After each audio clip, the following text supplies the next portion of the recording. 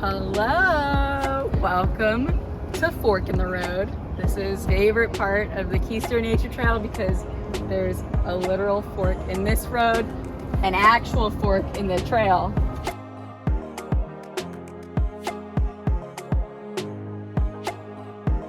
And then this wind chime that's a little tangled right now that students made is made out of a bunch of kitchen utensils like spoons and forks and this ladle.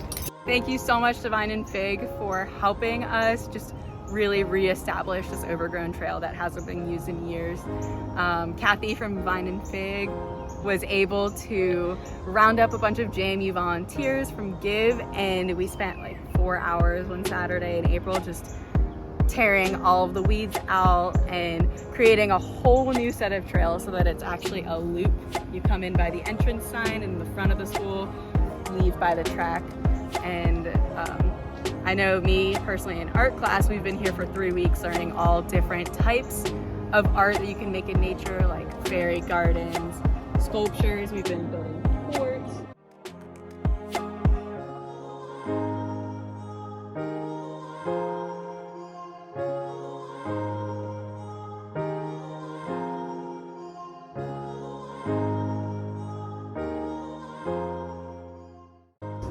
I've seen 3rd grade teachers walking out here with their students to identify plants. I saw a 5th grade teacher coming out here with her students. I know there's going to be a geocache summer school club, so I'm really excited to see what geocaches are hidden in the area.